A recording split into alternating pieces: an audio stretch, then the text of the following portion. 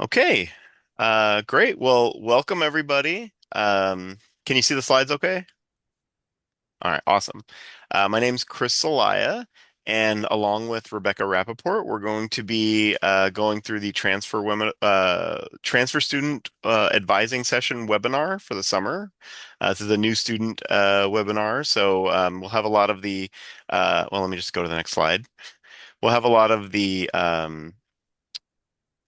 you're going to learn about who your academic advisor is, me, and who your Roosevelt Fellow is, and what a Roosevelt Fellow is. We're going to kind of give you like a big picture about your graduation requirements, and we're going to talk about like some of the specific requirements, like the core requirements. We're going to walk you through how to schedule your classes, how to use the Workday program. And then we're gonna have some time for Q&A at the end. So if I do go through the slides quickly, that's one reason I'm recording it is I'll be sending this out to all the transfer students after the meeting, and also I'll be sending out the slides so you'll be able to look through them later. There's a lot of like helpful links on the slides. So if you're like, oh, how do I get to what's the email address for the transfer office or whatever, it'll all be on here. Okay. So a little about myself. My name is Chris Salaya. I'm the academic advisor for transfer students and also the peer academic support specialist. I just started at Brandeis in March, and I absolutely love it here. Everybody I've worked with is just amazing, and they're so supportive, and it's such a great communal environment. And the students are also awesome. They're super motivated and they're super engaged. So a little background about myself. As you can see on the left here, I have a dog named Barney. He's usually in my office, so if you ever want to come say hi, you need a little bit of dog emotional support, you can come in and say hi to Barney. I usually also have chocolate and coffee in my office, so if you ever need a pick-me-up, you're more than welcome to come visit. Kind of my background, I was in the U.S. military as a military intelligence analyst, and I did my uh, doctoral work in political science with a focus on political communication and political psychology. And then my main hobbies are hip hop, dance, and karaoke. And I will let Rebecca introduce herself. Thanks, Chris. Hi, everyone. My name is Rebecca Rappaport. I'm an incoming senior at Brandeis this year, and I am a Roosevelt Fellow. So, together with a group of usually 13 or 14 upperclassmen, we serve as the peer academic advisors on campus. So, we are here to basically provide um, a peer support network and the peer perspective on academics at Brandeis. So, just like a staff advisor, you can come to us for any questions about academics, extracurriculars, and anything to do with academic life. So I'm a double major in HSSP, which stands for Health Science, Society, and Policy, which is a unique Brandeis major. So if you've never heard of that, no worries. It is basically the equivalent of like a public health major. And then I'm also double majoring in environmental studies. So a lot of my classes look like these pictures. You can find me outside a lot, taking water samples in the woods, everything like that. I'm also the president of Brandeis's largest climate organization called the Students for Environmental Action. So if anyone is interested in getting involved, I can definitely talk to you more about that. And yeah, I have a picture of my favorite study spot in the library because I'm usually there for a large portion of the day. Thanks, Rebecca. The one thing I'll say is that one thing that the Roosevelt Fellows have that I don't have is direct experience as a student at Brandeis. And so they'll be able to talk to you about like specific classes. They'll be able to talk to you about like student life in a way that I can't. So they're super helpful resource for you. And they have basically the same training that I have in terms of academic advising. Um, so, speaking of academic advisors, you will have me as your primary academic advisor through the entire time you're here at Brandeis.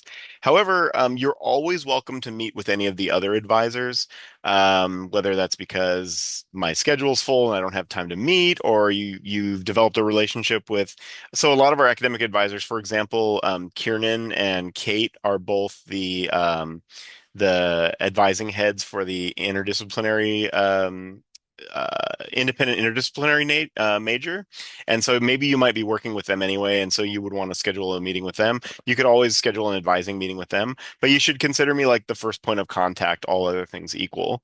And so what we would talk about would be things like academic planning, talking about your major, talking about, which courses might make sense to take at the same time, how to schedule out like a longer term plan. We can talk about like academic support, such as what resources are on campus to help you with like essay writing skills or quantitative skills or programming skills or whatever skills are related to your major. Um, and we can also help you with things like career advice, counseling. Not that we are career advisors or counselors, but we can like guide you to the right resources on campus to be able to do that kind of stuff. Um, yeah. And then I will let Rebecca talk about the Roosevelt Fellows. Yep. So, like I mentioned before, so this is our cohort from last year, actually. We don't have an updated picture yet of the cohort for this year, but we are a group of juniors and seniors who are here to provide academic support as well as advice and support on other things like balancing school and extracurriculars, getting involved in different opportunities on campus, whether that be research, fellowships, clubs, other types, and really anything. And like Chris said, a big benefit is that we can provide a perspective on what it's actually like to be a student at Brandeis. So if you want to come chat about different professors, I've had people ask me, hey, do you have a favorite biology professor that you like or that you'd recommend? Anything like that. So in addition to just course selection and academic planning, we can also just talk about getting involved in life at Brandeis beyond academics. Awesome. Thanks. So what can you expect of your advisors?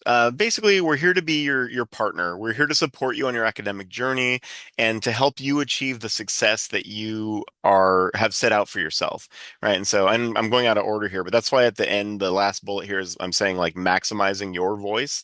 We're here to help you enable you to do the thing that you've set out to do, right? We're also here as an available resource to help you navigate policy at Brandeis. As I mentioned, we're here for academic planning assistance, and we're the first point of contact for any questions that you might have. The advisors are available for in-person meetings, Zoom meetings. We can talk over email, and we also have our Zoom phone lines that direct connect directly to our offices.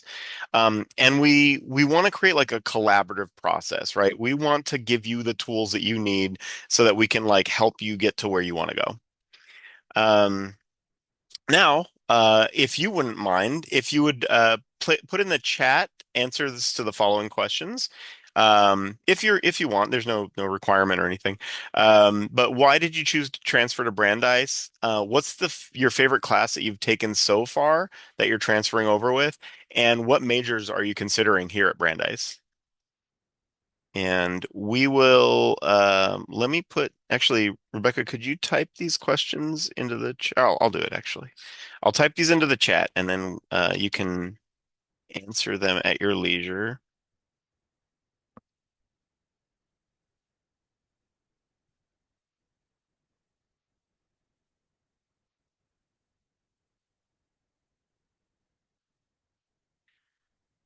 Yeah, just so we can like get to know you a little bit better. Um, okay, so while you're doing that or not doing that, we're going to talk a little bit more about kind of the basic requirements at Brandeis and how you might go about starting a plan to achieve these requirements. All right. So this is the big picture of the requirements. So you have to there are 5 steps. You have to earn 128 total credits. You have to complete the requirements for one major. You have to complete the requirements for the core classes. You have to meet the residency requirement, which for most Brandeis students is 4 semesters. And you have to earn at least a 2.0 cumulative GPA. Typically, we expect students to do. I mean, this would be for a 4-year student. But if you're coming in as a junior, you would only have like the last 2 years here. But basically, if you do 4 courses that are 4 credits each, 8 for 8 semesters, you will achieve your numeric credits. So that's why we just list it out this way. It doesn't have to be this way. You can take 5 courses some semesters. As long as you're taking 12 credits, you're considered full time. So if you have like a particularly difficult semester and you're like, hey, I want to slow it down, I just want to I have like 3 quant classes or something, and they're going to be a lot of work. Maybe I should just do that this semester, and then I can do 5 classes next semester. That's up to you. You can take summer classes, and we'll talk about that a little bit more.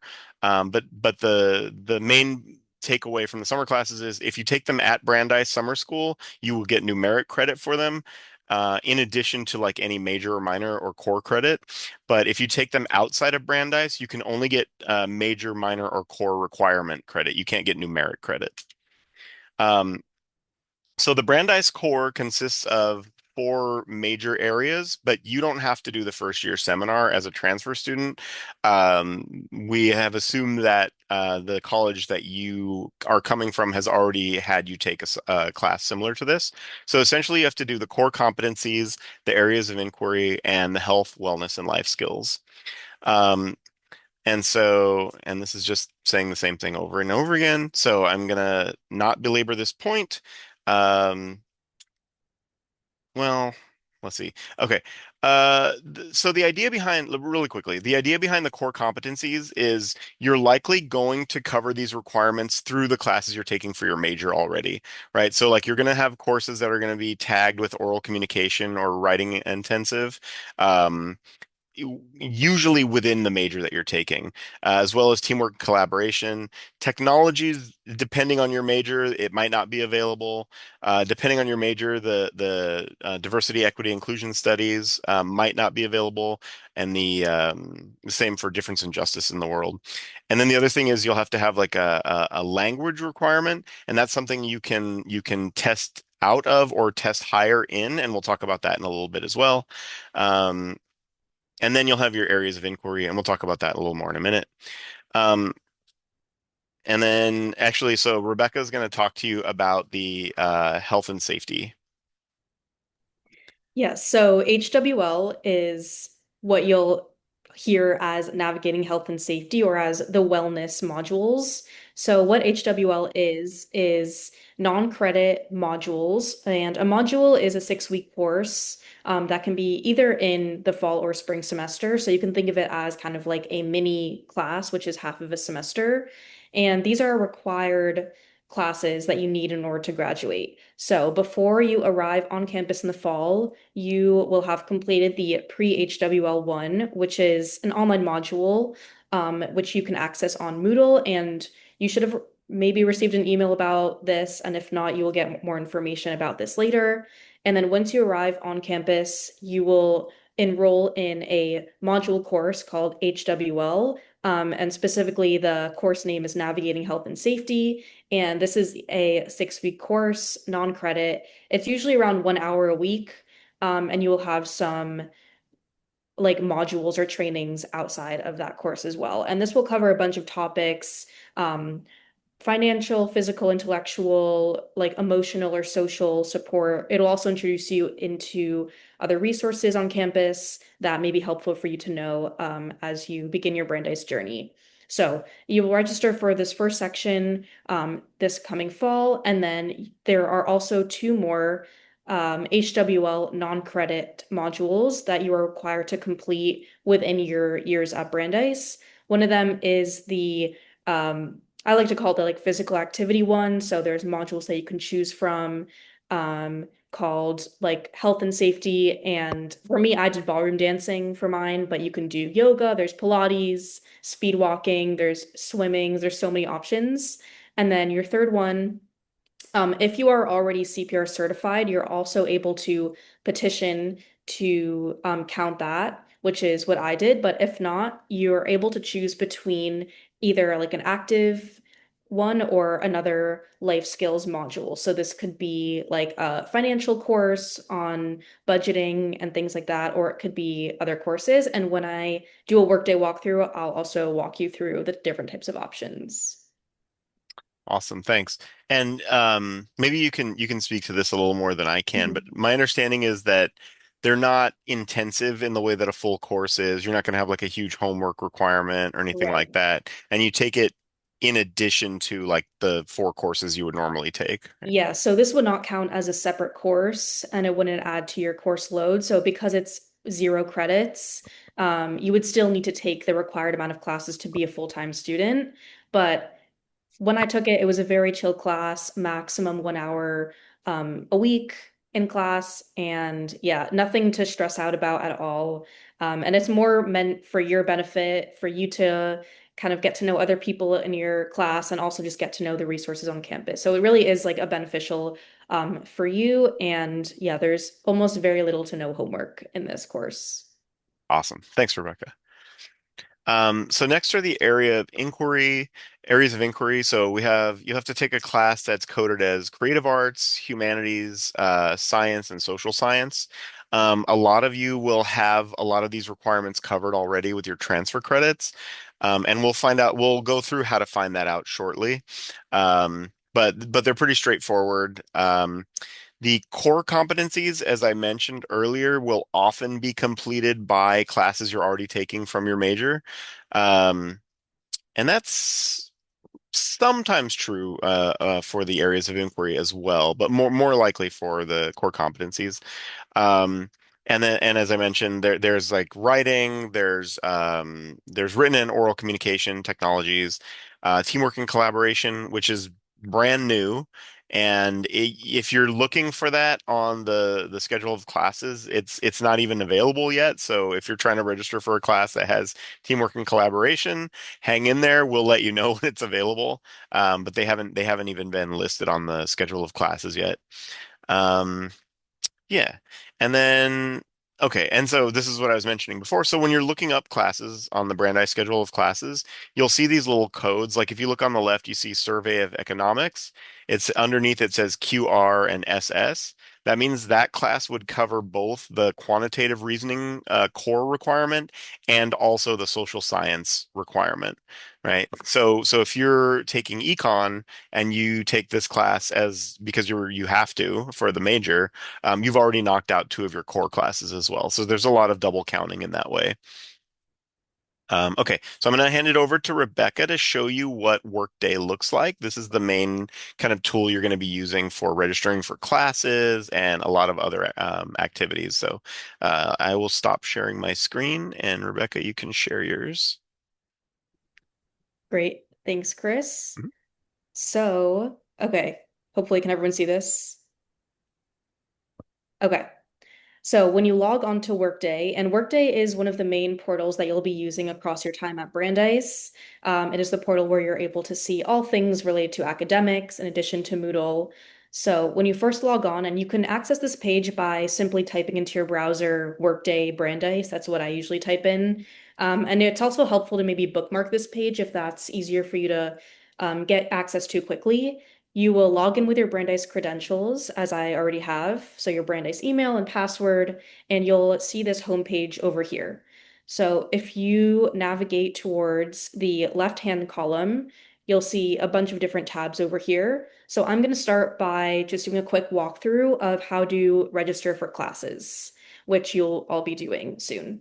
So if you navigate over to the student, this little student icon with the book over here, and then to Academics Hub, this is where you'll be able to see kind of the broad overview of if you have any holds, your current classes. So the first item, I guess, on the checklist is to make sure that your holds are all completed and that you have 0 holds. Because if you do, you will not be able to register for classes. The system just won't allow it.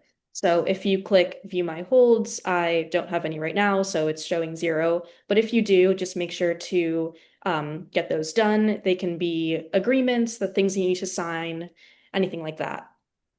So if you go over to this left-hand side under planning and registration, there'll be a button that says saved schedules. So that will be the first step to click if you want to create a saved schedule, which is how I recommend registering for classes. So as you can see over here, this is an example. These are my fall 2026 courses. So you can see that these are the ones that I'm taking next semester. But if I were to create a new one, you're just going to go ahead and click on create saved schedule. I'm going to just write this as example fall 2026, but you can call it whatever you want. The academic record would just be active. And the academic period, I'm going to go over to fall semester 2026. And as you can see here, there's a pop-up that shows that this will include Module 1 and Module 2. So when I was talking about the HWL classes, this is what it is referring to. And there may be also some classes that are only half a semester or one module. So once you have that, you're going to click OK. And now you can simply start adding classes. So I think it's helpful to always search for courses. So we can start by adding in an HWL course. So I'll simply just search HWL, and then navigating health and safety is what you would be required to take. So if you click down the drop-down menu, you're able to see all the different course sections that are available. So as you can see, there's a lot of different course sections. There's Wednesday at 10:10, Wednesday at 11:15, basically every single day of the week. So you would just go and add whichever one works best for your schedule. I would actually recommend adding this last after you already add all your classes, so you're able to just see what works for you. But let's say a Tuesday at 3:55 works best for me. So I would simply click add course section, and you can see that it appears in my calendar over here. And you can simply do this for all other classes. You can also scroll down, but as you can see, there's 618 classes, so that would take you a while. But I definitely recommend spending some time looking through the course sections. Let's say I'm interested in sociology and I'm thinking of pursuing a sociology major. You can see all the sociology classes. Sociology 1A, Introduction to Sociology, would be maybe a good one if you're just starting out. And if you click on the I over here, you're also able to view more information about the course. So there'll be usually a little description, what time the class is, where it is, who the instructors are, and typically also how many seats are available, and if the class is available at all. So once you do that you can do 4 classes. You can also do 5, as Chris mentioned. It's all about like making sure you have the right amount of credits. You would just click save once you're done with that. Okay, so it's showing an alert because I'm not eligible for navigating health and safety because I'm a rising senior, but it won't pop up for you. And then once you're done with this, and you have your 4 classes, you can go to view my saved schedules. And then when it's time for registration, you'll simply just click on your schedule and there'll be a button that'll pop up right where my mouse is that will just say register. And all you will do will simply just click that button and it'll automatically register you for all of your classes. Another helpful thing that I find is helpful if you go back to academics and under maybe suggested links, you can see a button that says view my registration appointments. So if you click on that, so for me, it doesn't say anything because I've already registered, but it'll tell you the exact date and time, which is always helpful to have. So yeah, I would recommend spending some time on this portal, clicking through the planning and registration tab. There's a lot of helpful resources and information here as well that I would recommend browsing through. And as always, if anyone is confused or needs more tech help, feel free to reach out to any of us. I know new technology can be confusing, but this is something that I'd recommend definitely taking your time and looking through to familiarize yourself before registering for classes. So I will stop sharing for now and turn it back to Chris so we can continue the rest of the presentation. Yeah, just to answer a couple questions. So Asher asked, do you need to complete the onboarding items in your Workday inbox? Does that mean your account's on hold? My understanding is that you will have a registration hold until you answer these questions, but they don't take very long. I was doing an advising meeting with somebody earlier today, and they did it while I was waiting, like in not very long. And so you should, if you have a workday hold, you should address it as soon as possible. Um, And then the other question is, how do I know which classes are a requirement for my major? Great question. I am going to share my screen and talk about that now. Did you have anything to add about either of those, Rebecca? Nope, I think that's it. You covered it. Also, Okay. yeah, it's taken me 5 minutes in the past to go through all my holds. Usually just have to update some information. But yes, you absolutely need to do that before you register because you won't be able to register for classes without those holds being resolved. Yep. Okay. So let's talk about understanding your transfer credit. So the first thing you're going to want to do is to verify that all of your transfer credits have been posted to your Workday. Workday just got renovated like 3 days ago, and it's completely different. So we've all been kind of running around trying to figure this out. Rebecca, did you show the academics like from the profile and then the academics page? And if not, would you be willing to do that? Do that?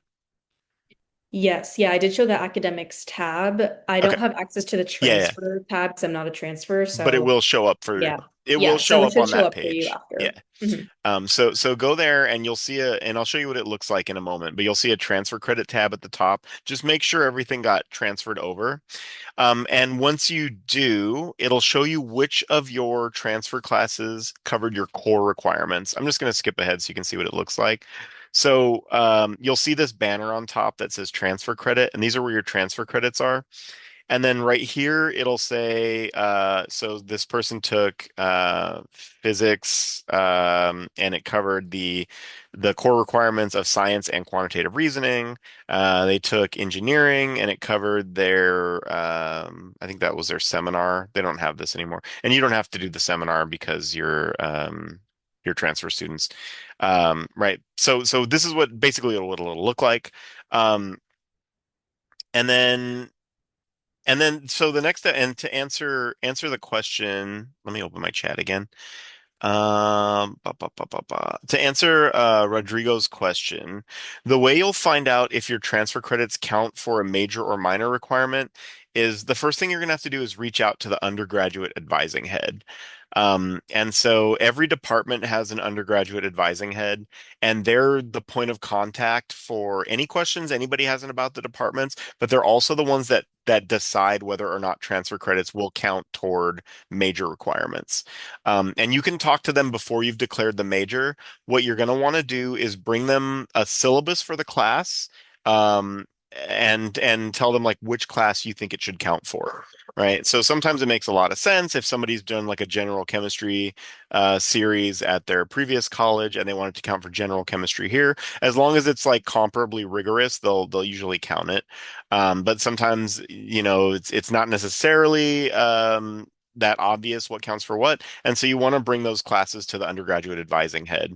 And you can start scheduling meetings with them now because you're going to want to have this information before you register. And registration starts July 14th. So if you just Google Brandeis UAH for undergraduate advising head, it'll take you to the link that will have a list of all of them, and you can look through department. Um, and I'll go through this in more detail too. But essentially, transfer students can bring no more than 64 credits toward the 128 needed. Um, and then also, you'll need to be here for at least 4 semesters. Okay.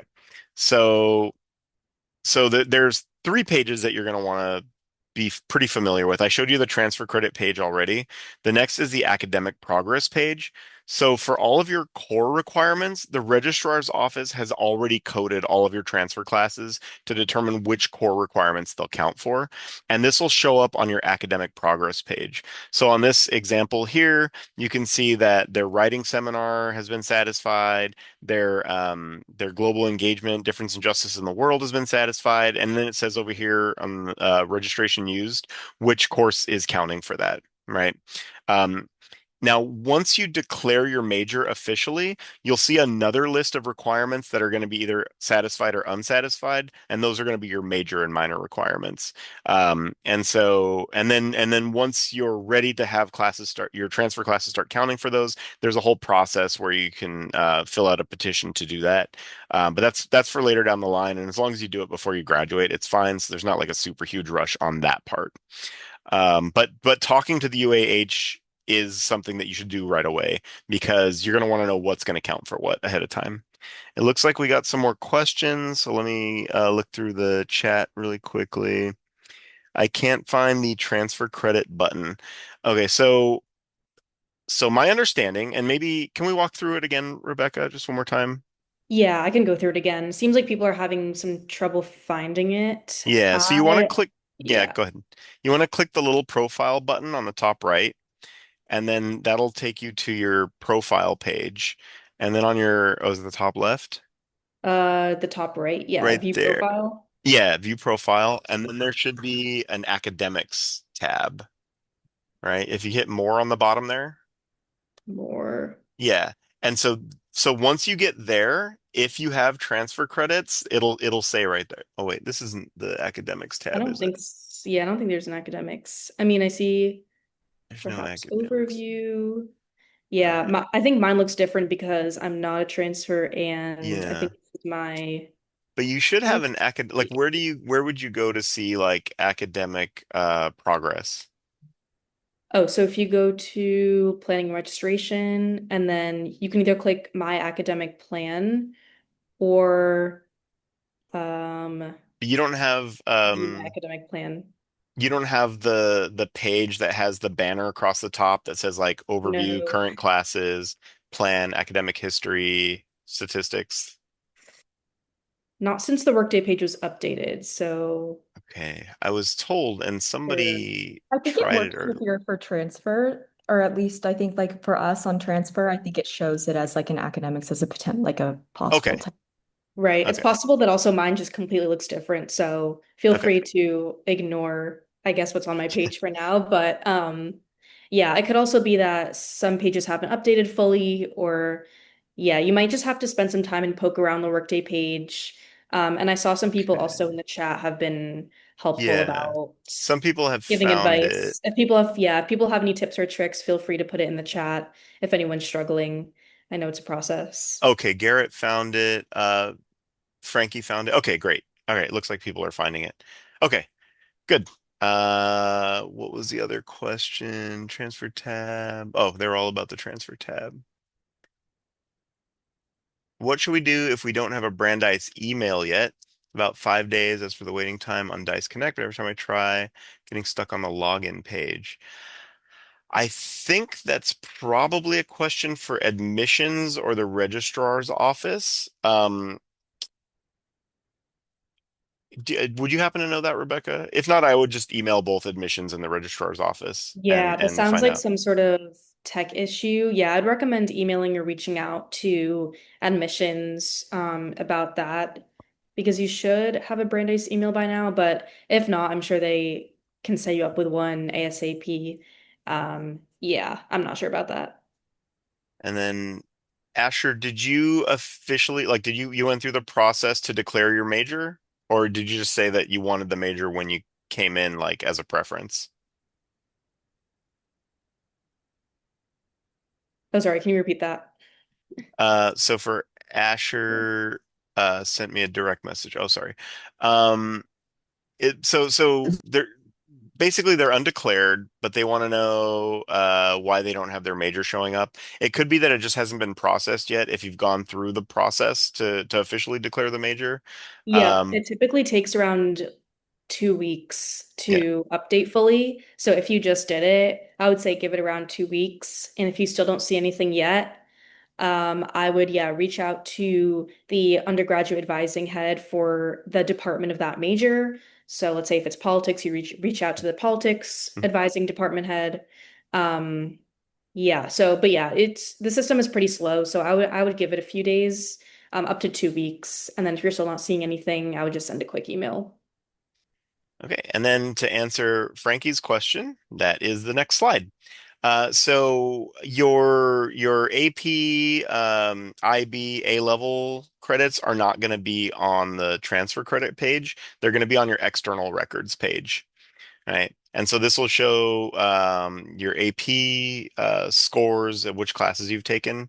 So it should be the next tab over. It's just external records. And they have them separately just because. Let me know if you don't have that tab as well, and we can try to figure out what's going on. I'm not seeing all my completed courses on the transfer credit list. So Garrett, if you have 64 credits transferred, that's the maximum Brandeis will send over. If you have less than 64 and you think it should be higher, then reach out to the registrar's office and I will put it's just transfer at brandeis.edu. Reach out to that email address and let them know that there are classes missing. Okay, and then Frankie says the external records page is completely blank. Okay, you do have to submit, and actually I'm going to go through these slides as well. You will have to submit your records. So if you haven't done that yet, I'll show you how to do that in a minute. But here's the overview.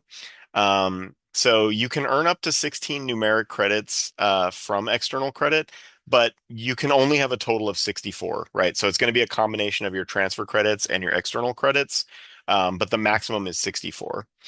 Um, and there's I think I put links in here where it says APIB. You can it'll actually tell you like what the scores are required for you to get credit. So you can just click on those links. Again, I'll send these slides out later.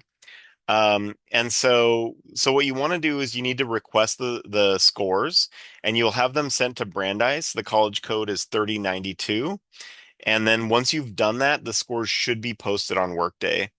Um, and then you'll also want to deliver them to the registrar's office when you get to campus.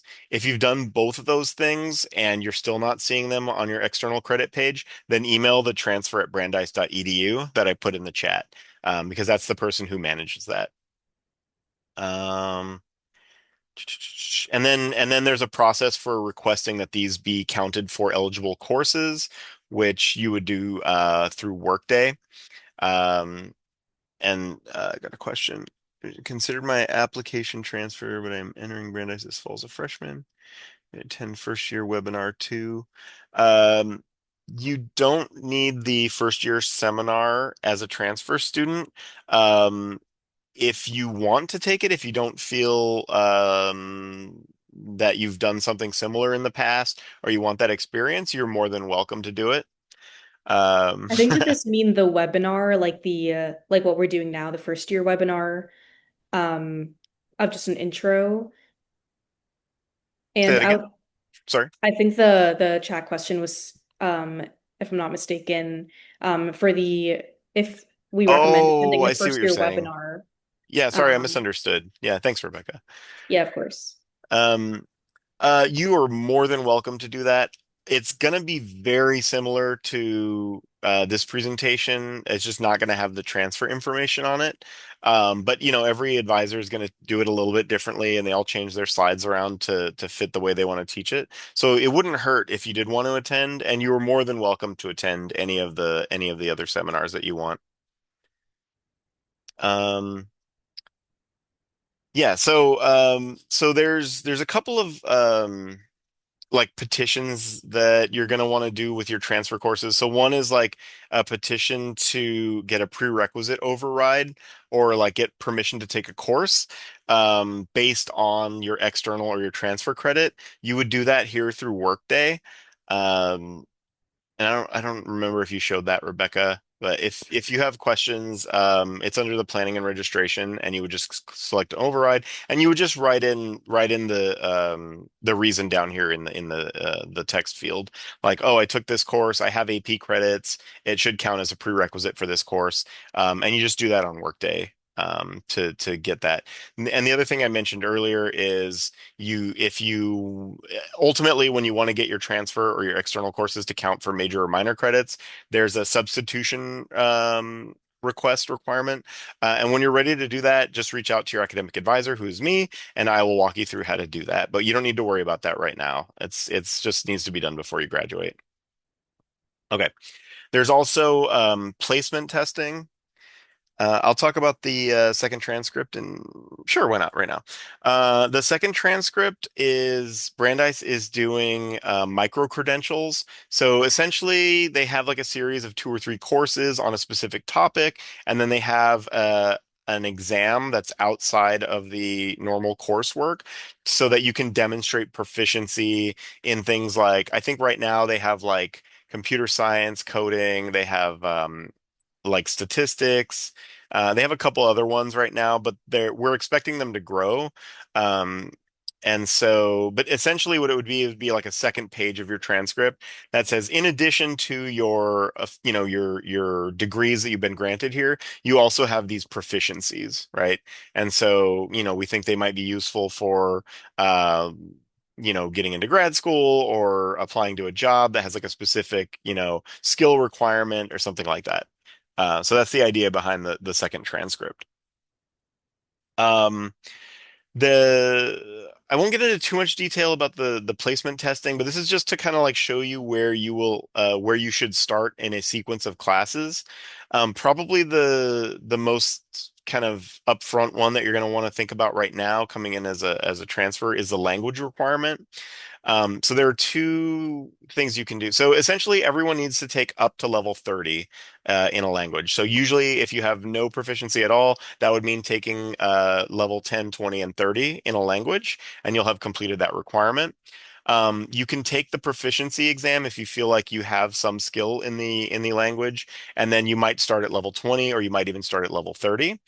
However, if you feel that you are fluent in a language, completely fluent, you've taken classes in the language before, or you grew up, like with another language in the home, you can test out of the language requirement by demonstrating a proficiency. But it's essentially the same thing. You would just reach out to the department head and say that you want to take a proficiency exam to show that you have that proficiency. The other kind of main one is the math assessment, and this is more for your own knowledge. It's so that you can kind of figure out where you should start the math sequences at Brandeis, or if you're not doing a math major, but you do need to complete your quantitative reasoning class, this can kind of tell you which quantitative reasoning class would be the right level for you. But it is a suggestion. You don't necessarily have to follow the math assessment the way that the language you would have to with the language one, right? Um, you can't test out of a language. Sorry, you cannot choose to not do a language even if the language assessment says that you have to take a class in it, if that makes sense. And then there's similar ones for chemistry sequences, physics sequences, and computer science sequences. Um, Course registration and planning. I think I was gonna have Rebecca. Were you gonna take this slide? Yeah. Okay. Yeah, I could talk about this. So yeah, we're gonna send these slides over afterwards, so you'll be able to actually click on these links in the slides. But the academic advising ebook is a super helpful resource. It'll basically just walk you through everything that we've discussed and more, and basically everything that you need to know before you come onto campus this fall. Also, browsing the schedule of classes and browsing workday is probably the most important thing that you should do before registration on July 14th, and look at, again, the course titles, look at what you need for your major, for the core requirement, look at what credits have been transferred and what hasn't, so that you know what to do. And then take placement tests regarding either language requirements or if it's a math class, and prepare for registration, complete your necessary holds, make your saved schedule like I just showed you. And yeah, I think that covers it for your to-do list after this webinar. Sorry, I'm just answering a question in the chat. Um, can transfer credit in a foreign language replace a placement test? Yes, it can. And it's the same as with any other class and major. You would talk to the UAH about that. If we did placement testing at our previous university and or completed requirements like language, we need to take them again. Again, it would depend on what level you took, right? So if you took like beginning Spanish or whatever, then it might obviate you from needing to do Spanish 10 at Brandeis. But it really would just depend on your level of proficiency and how they're kind of assessing that. I'm international regarding what I'm international regarding the language requirement. Franzi, can you Yes, some of my message was actually deleted while I was writing. So if I'm international, I mean, I took other language classes, but I'm also international, so I speak German fluently Yeah. because it's my mother tongue. Do I still need the language requirement? No, you can use German as your for your proficiency exam, and as long as you can demonstrate that, they might not even give you an exam. You just have to let them know ahead of time so that you can get the credit for it. So I just talk to them in German and they see that or hear that I'm fluent. Or... Yeah, I mean it's kind of it's not a super specific process. So if you can like, for example, show them that you went to elementary school, like if you have like elementary school report card that they show that the classes are in German, right? That's like enough. You wouldn't have to like test necessarily, as long as you can demonstrate that is a proficiency you have. Yeah. Yeah, usually international students don't need to actually like sit down for a German exam because that would kind of be pointless because like we know that you speak German. Yeah. So yeah, it's usually a much simple, like a very simple process. You would just reach out to the head of the German department. I've met with her a bunch of times. She's a great woman. And yeah, just you'll just tell them that you're an international student. And this goes for all international students as well if there's any other ones on this webinar or in general. As for Asma, you're not sure what classes you should be taking. Is there anyone you can talk to? Yes, that's me. Schedule an appointment. In the initial outreach email I sent you, there should be a link to schedule appointments with me. So please feel free to do that. And then Garrett says, I'm taking summer courses at community college right now, and after these classes are all over, I'll have earned an associate's degree. Is there anything special I should be aware of? Yes, there is. If you're coming to Brandeis with an associate's degree, you actually get more of your requirements exempted. Um, do me a favor. Well, let me see if I can find it here. Transfer exceptions. So you can see those right here. And you can see if you have an AA, then you will also be exempt from the creative arts, humanities, science, and social science, also from the world languages, and also from the additional HWL modules. And then if you have an AS, you're also exempt from the quantitative requirement. So, so the answer is yes. Would an IB score cover the language requirement? Asking because I don't see it listed, but I got a 5 on the exam. I think it what replacement do I need to Yeah, do? you would still need to complete the language requirement. Yeah, unfortunately, a 5 on an AP exam, if it's AP Spanish or something, will not make you exempt for all of your language requirements. But I would recommend you could probably test into the highest level and only take one course of that language. So I would recommend reaching out to the undergraduate department advising head for whatever language you're in. You can just Google that and then send them an email and then take the placement test. And usually people that um, kind of like take APs of a language in high school will test into the highest level and then only have to take one class instead of the normal three classes. Yeah. I think, correct me if I'm wrong. I think for some of them, like Spanish, if you get a 4, it does count for a Hispanic 30, at least according to this site that I've been using, which Okay, I yeah. can, So I think, yeah, I think you're right. I think it depends on which language it is. yeah. So, uh, Um, yeah, maybe Chris, yes, would you mind copying and pasting this link into the absolutely. chat? Yeah, So yeah, yeah. if anyone needs to reference this, and if you have any further questions, you can always browse like these pages, and a quick Google search should give you an answer.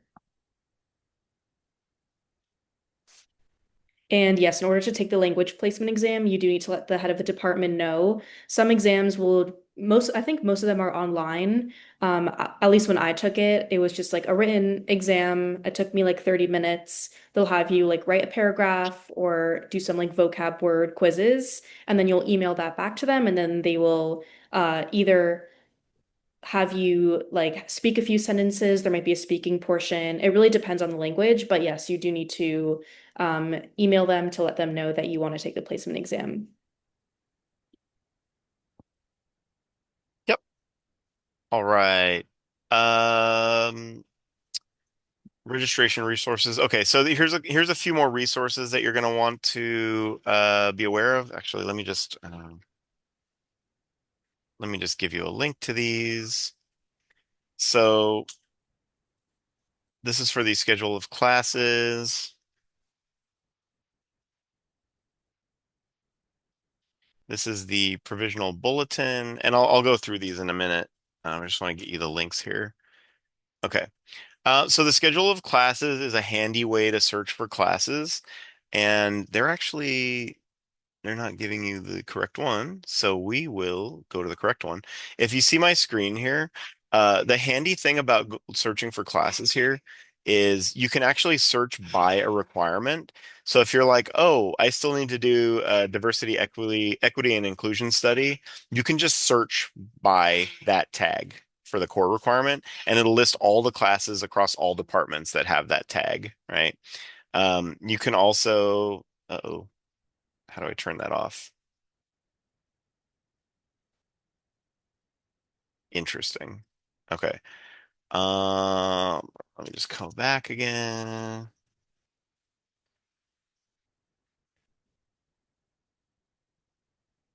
And then, but you can also you can say you want to look at classes in the, let's say, biology, right? If you search for the biology classes, it'll have all the ones that are available, but you'll also see the codes are listed down here. So you can like figure out which ones are going to cover both your biology requirement and your core requirements, right? So you're probably asking, how do I know what the biology requirements are? Well, that's what the provisional bulletin is for. And so the provisional bulletin, it's the bulletin. It's just provisional because it has all the updates that have happened since the last official bulletin was published. So the provisional is the most up-to-date one. You want to go to this majors and minors tab, and then we would go to biology again. And what you want to look at here is requirements for the major or for the minor if you're doing a minor. And it'll tell you every class that you need to take to get the major, or every like list of classes. And then down here at the bottom, it also lists all of the different classes that are described up here, right? And the important thing to know about the bulletin is your contract with the university. So this is official policy. And so if somebody contradicts the bulletin, you can always point to the bulletin and say, "Oh, well, this is what it said to do, so this is why I did it," and that will take precedence. I was going to say one more thing about the bulletin. Um, okay, well, we'll leave it at that for now, if I remember. Are there any classes programs that are only available to specific majors? Yeah, occasionally. It depends on the department. Like there's some bio classes that are only available to bio majors. It's not that common, but if it's a class that's like super in demand and like is mandatory for everyone in that major, sometimes they'll limit it to people in that major. Yeah, the most common one is the biology lab. There's a section that's just for biology majors. And then occasionally some upper level art classes are really only designed for art majors, like if you're a studio art major or minor. But besides for that, it's not too common. So you shouldn't run into any difficulties. Awesome. Thanks. Associates completely exempts me from the language requirement. Yes, it does. Okay. So I'm not going to belabor these dates. The main one that you're going to want to be looking at right now is July 14th at 10 a.m. That's going to be your registration time. And most of the students that have not early registered, their registration won't open until the 17th. So you'll have a little bit of a window that'll give you like some time to maybe get classes, before they all fill up. Um, and then, like I said, I'll send these slides out so you can look at these dates. And then finally, the next steps. Were you going to handle this one, Rebecca?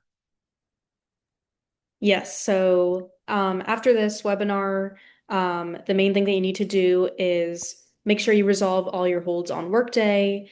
Make sure that you have blocked in your calendar July 14th at 10 a.m. It's very important that you register at that exact time on that exact date to get the best chance of classes that you want because you don't want to be waitlisted or have trouble getting into classes as they fill up.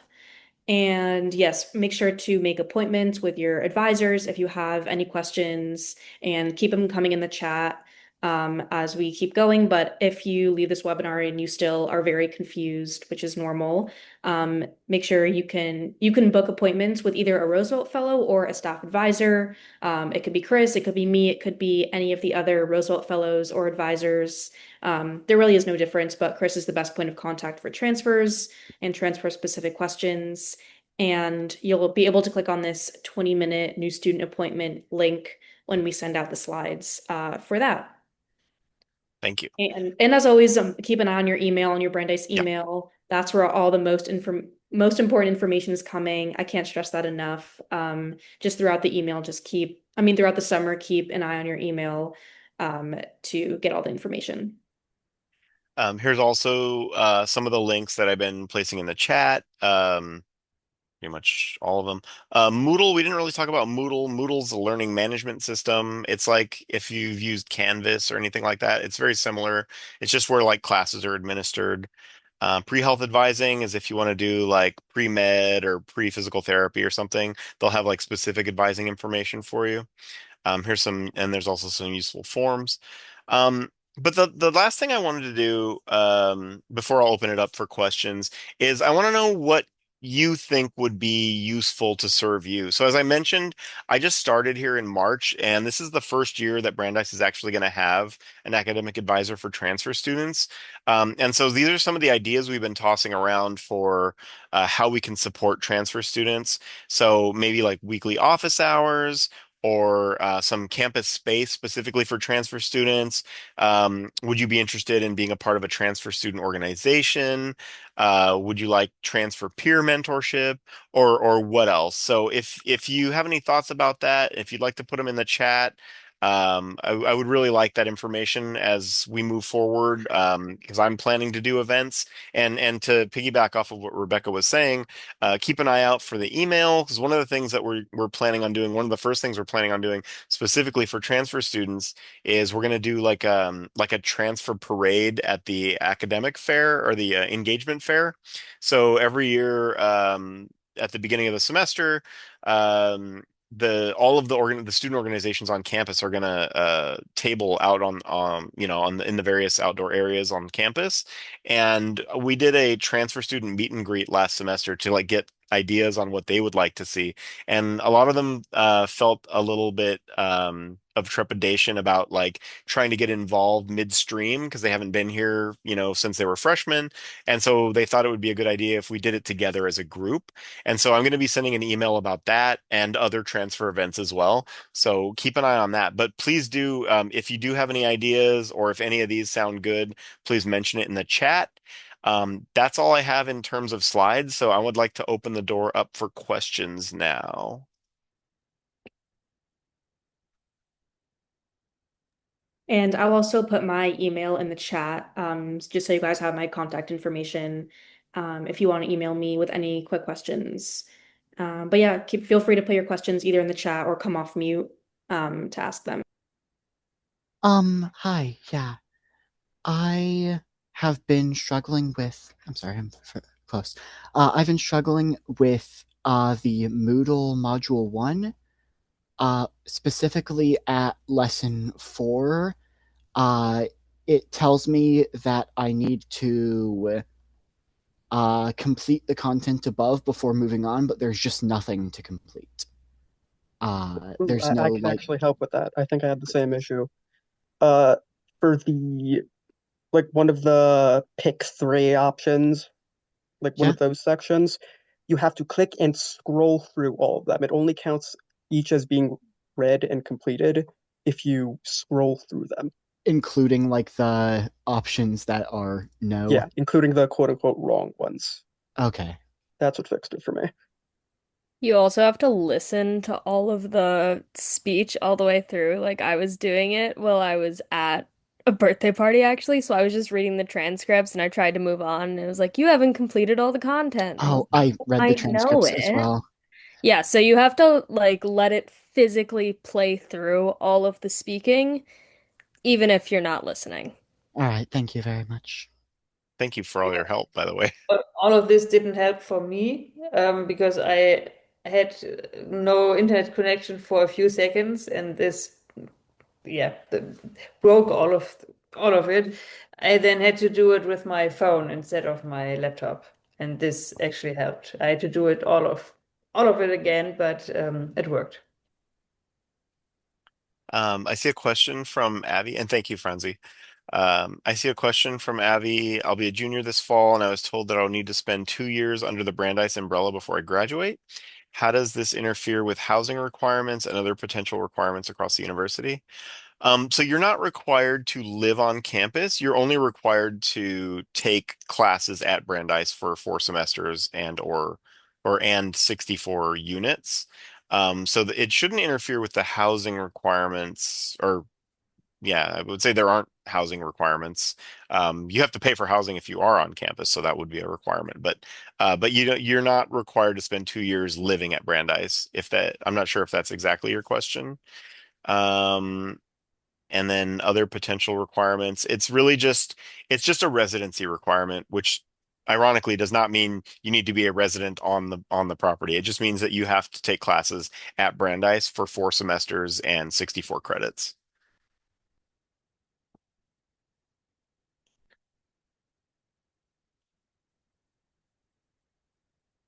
Yeah, Frankie, Um, if you already answered this, I'm very sorry. no problem. For the language placement test, I just have to reach out to the head of the department of the language I want to take and say, hey, I want to take the placement test. Mhm. Okay, great. Avi says it was kind of my question, but it makes sense. Also, my name is pronounced like Avi. Oh, sorry, Avi. Okay, Roger that.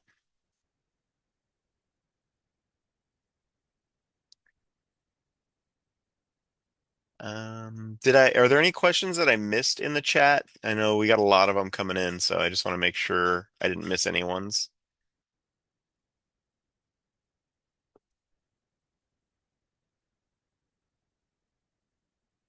Cool. Well, I'll stick around for a little bit in case anyone thinks of any other questions, but that's really all the content we have for you. Thank you so much for attending. I'll be in touch soon. Hopefully, if the recording works, I'll be able to send you a video of this, and also I'll send you the slides that I went through. Um, and it was great to meet you all, sort of. But hopefully we'll meet in person soon. And like I said, there's a cute dog, coffee, and chocolate in my office, so feel free to come by.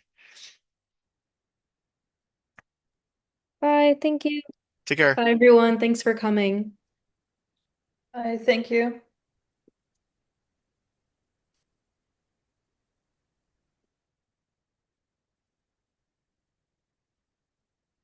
All right.